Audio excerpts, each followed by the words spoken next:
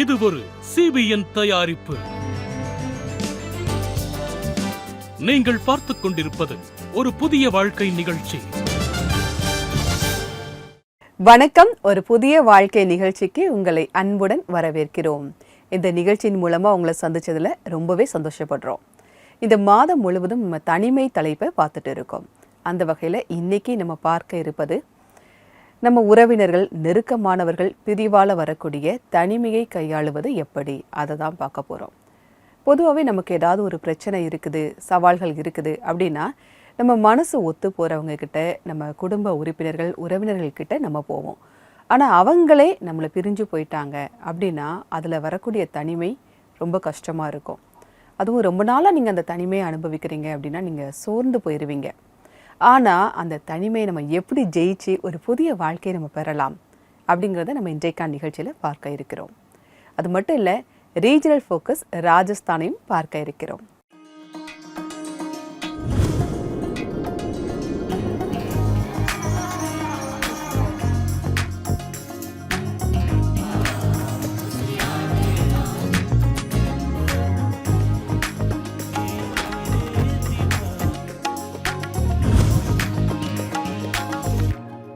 ராஜஸ்தானில் நிறைய கோட்டைகள் இருக்குது. அது மட்டும் இல்லை, அங்கே உள்ள கலாச்சாரம், உணவு எல்லாமே ரொம்ப நல்லாயிருக்கும்.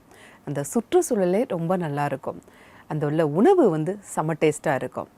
அங்கே உள்ள அந்த கைவினை பொருட்கள், ஆடைகள் எல்லாமே பார்த்திங்கன்னா கலர்ஃபுல்லாக அட்ராக்டிவாக இருக்கும். நம்ம ஏதாவது ஷாப்பிங் பண்ணணும் அப்படின்னு நினச்சா நம்ம ராஜஸ்தானுக்கு போகலாம். போகும்போது நல்லா பெரிய பெரிய பையெல்லாம் எடுத்துகிட்டு போகலாம். அப்போ தான் ஷாப்பிங் பண்ணிவிட்டு வரலாம். ஏன்னா ரொம்ப நுட்பமான கைவினை பொருட்கள் கலர்ஃபுல்லாக அங்கே கிடைக்கும். அட்ராக்டிவாகவும் அது இருக்கும். அதனால் ஷாப்பிங்க்கு ஏற்ற இடம் ராஜஸ்தான். அது மட்டும் இல்லை, நம்ம வயிறும் நிறையும். ஏன்னா அங்கே உள்ள உணவுகள் எல்லாமே பாரம்பரிய உணவுகளும் சரி, அங்கே உள்ள ஸ்பெஷல் ஃபுட்டும் சரி ரொம்ப அழகாக இருக்கும், டேஸ்ட்டாக இருக்கும். அதனால் எப்போவாவது நீங்கள் ராஜஸ்தான் போக வாய்ப்பு கிடச்சிதுன்னா நீங்கள் அதை எல்லாமே டேஸ்ட் பண்ணி பாருங்கள். நம்ம இன்னும் ராஜஸ்தானை பற்றி நம்ம நிறைய பார்க்க இருக்கிறோம். இப்போ நம்முடைய நிகழ்ச்சியில் வருவது ஒரு ராஜஸ்தானி பாடல். வாங்க பார்க்கலாம்.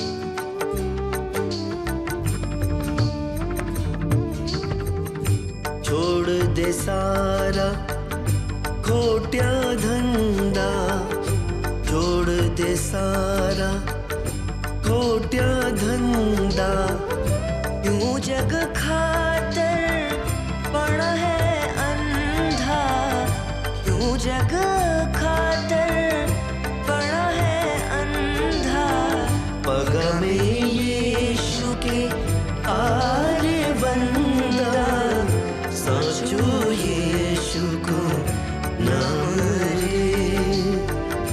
रे गया मन बजले अब तो तू यीशु नाम रे, यीशु नाम नाम नाम, यीशु नाम नाम नाम, यीशु नाम नाम नाम, यीशु नाम नाम नाम, यीशु नाम नाम नाम,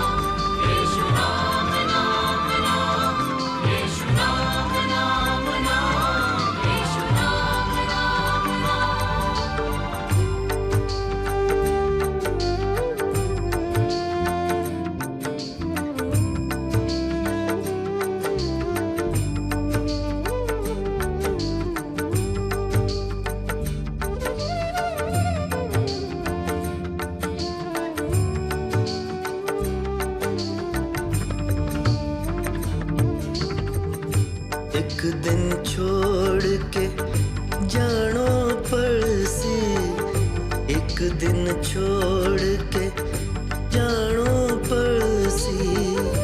महड़ार पिया टावर तक भी, महड़ार पिया टावर तक भी, चरणा में ये शूकी आजा, साचो यीशु को नाम रे गया मन भजरे अब तो तू यीशु नाम रे। இந்த பாடலை பாடிய குழுவினருக்கு எங்களுடைய நன்றி. அது வேற வேற மாநிலங்கள், வேற வேற மொழியில எல்லாரும் ஒன்றா சேர்ந்து தேவனை ஆராதிக்கிறத பார்க்குறதுக்கு ரொம்ப சந்தோஷமாக இருக்குது இல்லையா? இதே மாதிரி உங்கள் சர்ச்சை கொயரும் நம்முடைய நிகழ்ச்சியில் பாட வேண்டும் அப்படின்னா எங்களுடைய வெப்சைட்டில் நீங்கள் ரெஜிஸ்டர் பண்ணுங்கள். எங்களுடைய வெப்சைட் www.cbnindia.org/churchchoir/register-your-choir. இதில் வந்து நீங்கள் ரெஜிஸ்டர் பண்ணிட்டீங்கன்னா உங்களுடைய சர்ச் கொயரும் எங்களுடைய நிகழ்ச்சியில் பாடலாம். அதன் மூலமாக அநேக மக்கள் ஆசீர்வாதத்தை பெற முடியும். நம்முடைய நிகழ்ச்சியில் இப்போது வருவது ஒரு சிறிய இடைவேளை. இடைவேளைக்கு பிறகு ஒரு ஜீவனுள்ள சாட்சியை பார்க்க இருக்கிறோம். இடைவேளைக்கு பிறகு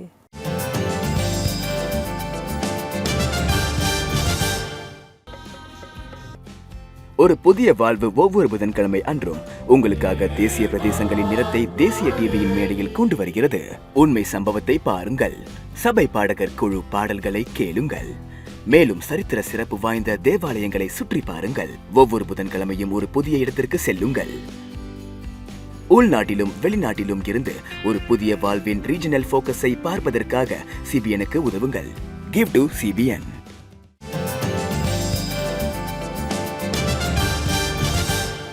வெல்கம் பேக் டு ஒரு புதிய வாழ்க்கை.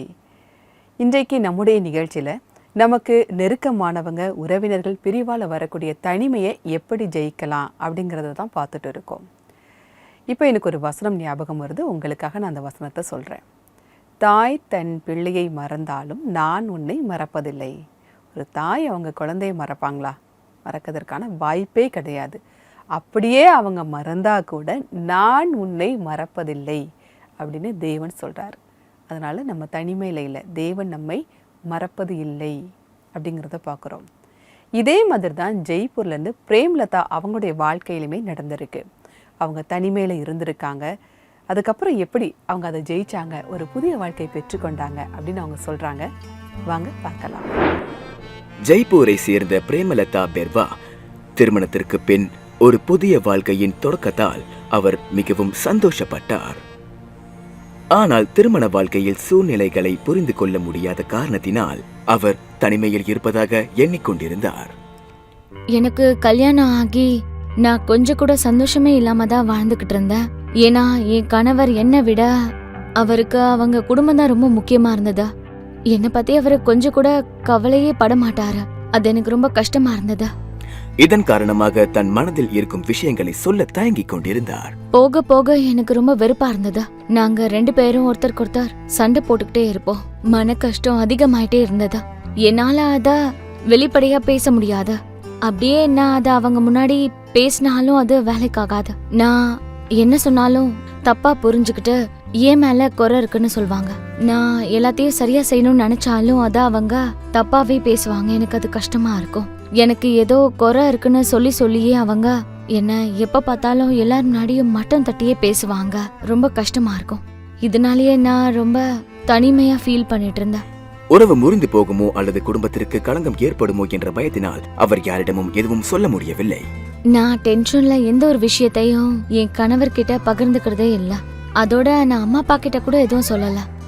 என் கூட உட்காந்து யாராவது பேசுவாங்களான்னு நான் ரொம்ப ஆர்வமா இருந்தேன்.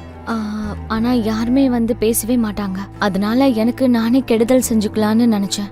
அது மட்டும் இல்லாம நான் அதுக்கான முயற்சியும் பண்ணி பார்த்தேன். ஆனா நான் அதுல வந்து தோத்து போயிட்டேன். பிரேமலதாவை பார்த்த அவருடைய உறவினர் ஒருவர் அவரை ஜெபத்திற்கு அழைத்தார். அங்கே அவர் ஒரு பாஸ்டரை சந்திக்க நேரிட்டது. அங்க நான் 2 தடவை போனேன். அதுக்கப்புறம் போறத நிறுத்திட்டேன். ஒரு நாள் நான் தூங்கிட்டு இருந்தப்போ திடீர்னு எனக்கு எங்க ஆண்டியோட ஞாபகம் வந்துச்சு. அப்ப நான் அவங்க வீட்டுக்கு போய் அவங்க வீட்டுல ஜெபத்துல உட்கார ஆரம்பிச்சேன். அன்னைக்கு ஜெபமும் ரொம்ப நல்லா இருந்தது. அவங்க என்கிட்ட ரொம்ப அன்பா பேசினாங்க. அதுக்கப்புறம் அன்பா அரவணைச்சாங்க. என்கிட்ட நம்பிக்கையோட தேவன் எல்லாத்தையும் சரி பண்ணுவாருனாங்க. அவங்க சொன்ன அந்த வார்த்தை எனக்கு ரொம்பவே ஆறுதலா இருந்துச்சு. அது எனக்கு ரொம்ப நிம்மதியை கொடுத்துச்சு. அப்பதான் அவங்க என்கிட்ட சொன்னாங்க, உன்னோட கஷ்டத்தை நீ தேவனிடத்துல ஒப்படைச்சிட்டு அவர் அதை சரி பண்ணுவாருனாங்க. நானும் எது இருந்தாலும் தேவனிடத்துல ஒப்பு கொடுக்க ஆரம்பிச்சேன். அவர் எதா இருந்தாலும் பார்த்து பாருன்னு முழுசா நம்புனேன். தேவன் தான் எனக்கு எல்லாமே. அந்த நாளில் இருந்து பிரேமலதாவிற்கு ஜெபத்தில் ஒரு நம்பிக்கை கிடைத்தது. ஆனா இவங்களோட ஜெபத்தின் மூலமா எனக்கு வாழ்க்கையில தேவனுடைய வேலைகள் என் வாழ்க்கையில நல்லபடியா நடக்க ஆரம்பிச்சுது. நான் தினம் ஜெபம் பண்ண ஆரம்பிச்சேன். நான் ஜெபத்தை புரிஞ்சுக்கிட்டு அதை தொடர்ந்து பண்ண ஆரம்பிச்சேன். என்னோட நடவடிக்கையில நான் நிறைய தப்பு பண்ணிட்டு இருந்தேன். அது எல்லாமே எனக்கு ஜெபம் பண்ணும்போது தான் தெரிய வந்தது. அப்பதான் ஆண்டவர் என்கிட்ட சொன்னாரு, வருத்தப்பட்டு பாரம் சுமக்கிறவர்களே எல்லோரும் என்னிடத்தில் வாருங்கள், நான் உங்களுக்கு இளைப்பாறுதல் தருவேன் என்று சொன்னாரு. இந்த வசனம் என்ன தொட்டுச்சு. அப்போத்துல இருந்து நான் ஆண்டவரை முழுமையா நேசிக்க ஆரம்பிச்சேன். நான் ரொம்ப வருத்தப்பட்டு அழ ஆரம்பிச்சேன். எனக்கு பெரிய பலம் கிடைச்ச மாதிரியே இருந்துச்சு. அது எனக்கு பெரிய நிம்மதியை கொடுத்துச்சு. அதனால நான் ரொம்ப அமைதியாக ஆரம்பிச்சேன். என் கணவர்கிட்டயும் நான் ரொம்ப அமைதியா பேச ஆரம்பிச்சேன். இன்றைக்கு பிரேமலதாவும் அவருடைய குடும்பமும் மிகவும் சந்தோஷமாக இருக்கிறார்கள். மேலும் தேவனுடைய அரவணைப்பை பற்றி சாட்சி தருகிறார்கள். தேவன் என்னோட வாழ்க்கையில இருந்த துன்பங்களை என்னை விட்டு தூரமா தூக்கி போட்டாரு. அப்புறம் என்னோட குடும்பத்திலயும் அவரு நிறைய அற்புதங்களை செஞ்சாரு. நாங்க இப்போ ஒரு குடும்பமா சந்தோஷமா இருக்கிறதுக்கு காரணம் நான் ஆண்டவரை நெருங்கி போனதுனாலதான். நன்றி பிரேமலதா மேடம், உங்களுடைய சாட்சிக்காக மிக்க நன்றி. உங்களோட சாட்சி பார்த்துட்டு இருக்கவங்களுக்கு ஒரு உத்வேகத்தை கொடுத்துருக்கோம் அப்படின்னு நாங்கள் கர்த்தருக்குள்ள விசுவாசிக்கிறோம். நீங்கள் இயேசுவை இரட்சகராக தெரிந்து கொண்ட பிறகு உங்களை சுற்றி என்னென்ன மாற்றங்கள் வந்தது அப்படின்னு நீங்கள் சொல்கிறத கேட்கும்போது எங்களுக்கு ரொம்பவே சந்தோஷமாக இருக்குது. பொதுவாகவே நம்முடைய வாழ்க்கையில் நம்ம தனிமையாக இருக்கும்போது, உங்களுடைய வார்த்தைகளுக்கு யாருமே மதிப்பு கொடுக்காத போது, உங்களை யாருமே புரிஞ்சு கொள்ள முடியாத போது தேவன் செயல்படுகிறார் அப்படிங்கிறது நம்ம பிரேமலதாவுடைய வாழ்க்கையிலேருந்து நம்ம கற்றுக்கிட்டோம். இப்போ உத்வேகப்படுத்தக்கூடிய ஒரு வசனத்தை நான் உங்களுக்காக வாசிக்கிறேன். ஏசாயா 49 அதிகாரம் 14-15 வசனங்கள். சீயோனே, கர்த்தர் என்னை கைவிட்டார், ஆண்டவர் என்னை மறந்தார் என்று சொல்லுகிறாள். ஸ்திரீயானவள் தன் கர்ப்பத்தின் பிள்ளைக்கு இறங்காமல் தன் பாலகனை மறப்பாளோ? அவர்கள் மறந்தாலும் நான் உன்னை மறப்பதில்லை.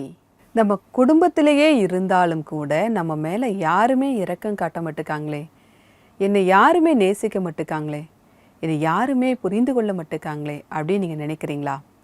இந்த வசனம் உங்களுக்காக தான்.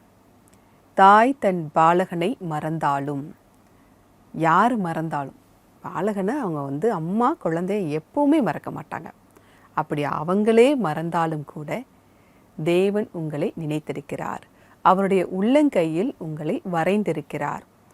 அவங்க எப்பவுமே தேவன் உங்கள் கூட தான் இருக்காங்க. தாயே கவனிக்காமல் போனால் கூட நான் உன்னை கவனிக்கிறேன், நான் உன் கூட இருக்கிறேன் அப்படின்னு தேவன் சொல்கிறாரு. நீங்கள் தனியாக இல்லை, உங்களுக்காக தேவன் இருக்கிறார் அப்படிங்கிறத நம்ம பார்க்குறோம். அதனால் உங்கள் வாழ்க்கையை நீங்கள் அவர் கையில் ஒப்புக்கொடுங்க. நான் தேவனுடைய குடும்பத்தை சார்ந்தவன் அப்படின்னு நீங்கள் சொல்லுங்கள். நீங்கள் தேவனுடைய குடும்பத்தில் நீங்கள் சேரும்போது அவர் உங்கள் கூடவே இருக்கார். உங்களை அவர் கைவிடுவது இல்லை. எப்போதும் அவர் உங்கள் கூடவே இருக்கார். அதற்காக ஜெபிக்க நாங்கள் தயாராக இருக்கோம். உங்களுக்கு ஜெப உதவி தேவைப்படுது, ஜெப விண்ணப்பங்கள் இருக்குது அப்படின்னா நீங்கள் எங்களுடைய சிபிஎன் ப்ரேயர் லைனுக்கு கால் பண்ணலாம். எங்களுடைய நம்பர் 9910401010. இந்த நம்பருக்கு நீங்கள் வாட்ஸ்அப்பும் அனுப்பலாம், மெசேஜும் அனுப்பலாம். உங்களுக்காக ஜெபிக்க நாங்கள் காத்துக்கிட்டு இருக்கோம். நம்முடைய நிகழ்ச்சியில் இப்போது வருவது ஒரு சிறிய இடைவேளை. இடைவேளைக்கு பிறகு நம்ம எல்லாரும் சேர்ந்து ஜெபிக்க இருக்கிறோம். இடைவேளைக்கு பிறகு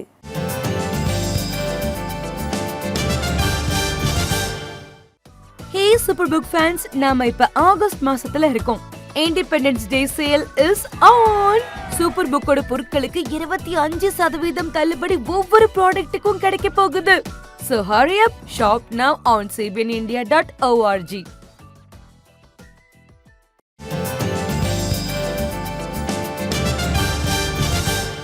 வெல்கம் பேக் டு ஒரு புதிய வாழ்க்கை. நீங்கள் இடைவேளையில் பார்த்த மாதிரியே சூப்பர் புக் சேல் நடந்துக்கிட்டு இருக்கு. அதை பற்றி இன்னும் நீங்கள் நிறைய தெரிஞ்சுக்க எங்களுடைய வெப்சைட்டை நீங்கள் விசிட் பண்ணுங்கள். எங்களுடைய வெப்சைட் www.cbnindia.org.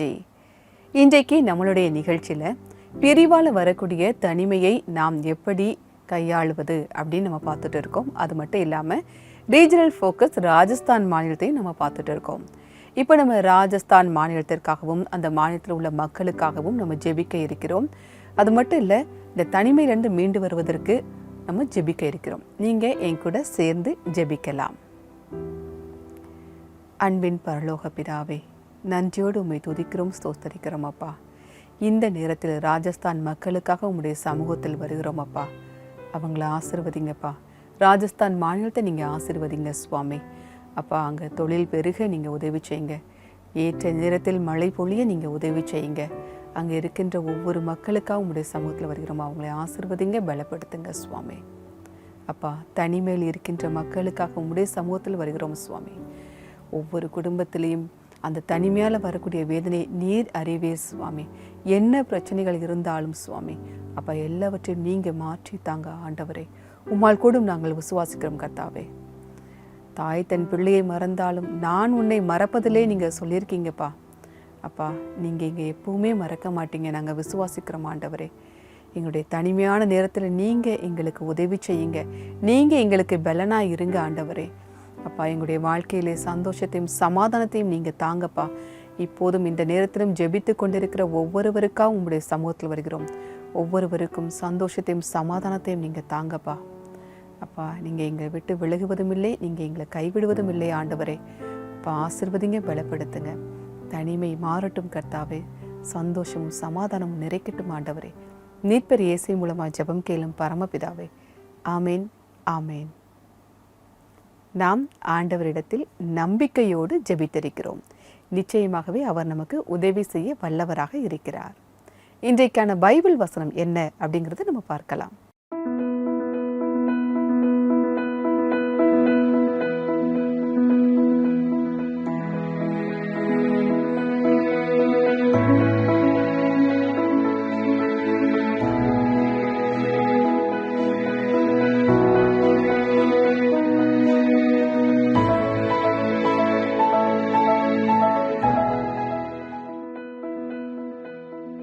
சங்கீதம் 68:5-6. தம்முடைய பரிசுத்த வாசஸ்தலத்தில் இருக்கிற தேவன் திக்கற்ற பிள்ளைகளுக்கு தகப்பனும் விதவைகளுக்கு நியாயம் விசாரிக்கிறவருமாய் இருக்கிறார். தேவன் தனிமையானவர்களுக்கு வீடு வாசல் ஏற்படுத்தி கட்டுண்டவர்களை விடுதலையாக்குகிறார். துரோகிகளோ வறண்ட பூமியில் தங்குவார்கள். தேவன் தனிமையானவர்களுக்கு வீடு வாசல் ஏற்படுத்தி தருகிறார் அப்படின்னு இந்த வசனம் நமக்கு சொல்லுது. நம்ம தனிமையாக இருக்கிறோம்னா அது தேவனுக்கு பிடிக்காது. நம்ம எப்போதுமே சந்தோஷமாக இருக்கணும். அதுதான் தேவன் விரும்புகிறாரு. உங்களுக்கு வீடு வாசல் ஏற்படுத்தி தர அவர் விரும்புகிறார். உங்களுக்கு உங்கள் குடும்பத்திலேயே நீங்கள் இருக்கலாம், உங்களுக்கு நல்ல வேலை இருக்கலாம், நிறைய சொத்து இருக்கலாம்.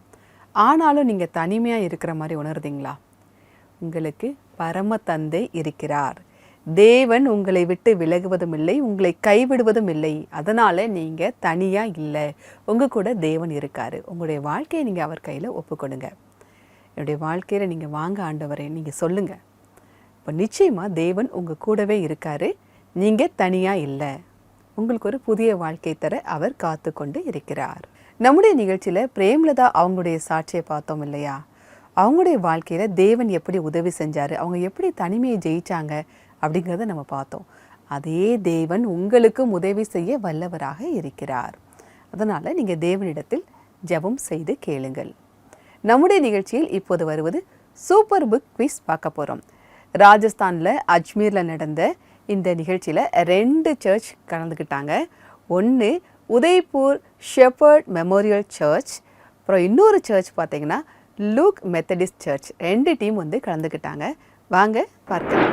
சூப்பர் புக் அடுத்த குவிஸ் போட்டிக்காக நாங்க ராஜஸ்தான்ல இருக்கிற அஜ்மீர் சிட்டிக்கு தான் இப்ப வந்திருக்கோம். சரி, நாம இப்போ இந்த குவிஸ் போட்டிக்கு வந்திருக்கிற 2 டீம்ஸையும் சந்திக்கலாம்.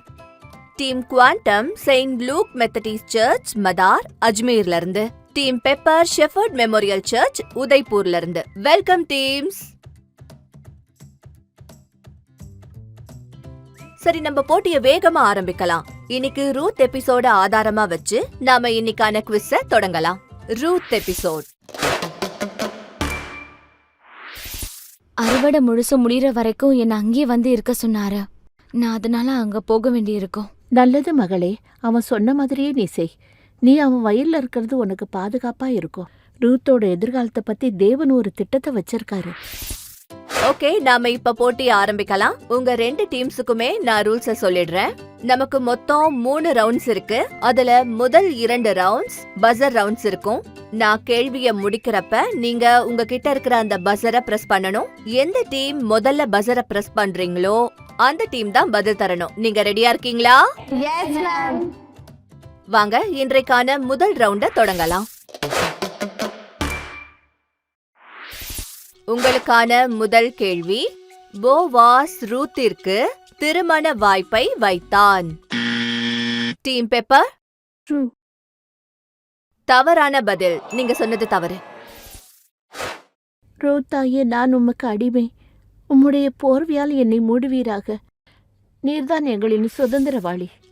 இரண்டாவது கேள்வி, தன்னுடைய 2 மருமகள்களும் தங்களுடைய வீடுகளுக்கு போக நகோமி விரும்பினாள். Team quantum. மிக சரியான பதில். இந்த ரவுண்டுடைய கடைசி கேள்வி, கிஸ்மோ ஃப்ரிட்ஜில் இருந்து ஐஸ் கட்டி எடுத்து கொண்டிருந்தது. Team quantum. இல்ல, இது தவறான பதில். தவறு. நம்முடைய இரண்டாவது சுற்றுடைய முதல் கேள்வி, சூப்பர் புக்கோட கிறிஸ், ஜாய் மற்றும் கிஸ்மோவை எங்க கூட்டிட்டு போனாங்க? Team pepper. கிறிஸ்து பிறப்பதற்கு முன்பு. முன்புனா எப்போ? ஓகே, டீம் குவாண்டம், நீங்க ட்ரை பண்றீங்களா? இதோட பதில சொல்லுங்க. கிறிஸ்து பிறப்புக்கு முன் 12 பெத்லகேமுக்கு. மிக சரியான பதில். என் சென்சார் படி கிறிஸ்து பிறப்பதற்கு முன் 12வது நூற்றாண்டுல பெத்லகேமுக்கு பக்கத்துல இருக்கோம். உங்களுக்கான இரண்டாவது கேள்வி, கம்ப்ளீட் த ஸ்டேட்மெண்ட். ஒருவேளை ரூத் நகோமிக்கு உதவி செய்ய இங்க வரலன்னா அப்போ dash dash dash. Team quantum. அவ போவாஸ சந்திச்சிருக்க மாட்டா. மிக சரியான பதில். வாங்க நாம இப்ப நம்முடைய 3வது ரவுண்டுக்கு போலாம். இது ஒரு ரேபிட் ஃபயர் ரவுண்ட். இதுல நான் 2 டீம்ஸ் கிட்டயுமே 4 கேள்விகள் கேட்பேன். அந்த கேள்விக்கு நீங்க 5 செகண்டுக்குள்ள உங்க பதில கொடுக்கணும். சரியா? என்ன, நீங்க எல்லாரும் ரெடியா இருக்கீங்களா? Yes ma'am.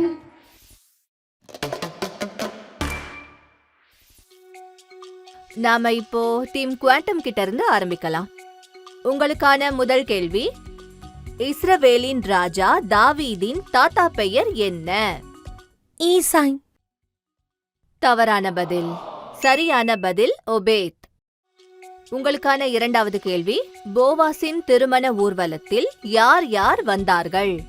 Ma'am Chris, Joy அப்புறம் கிஸ்மோ. தவறான பதில். வேலையாட்கள், கிராமத்தினர் மற்றும் அவனுடைய நண்பர்கள் வந்தனர்.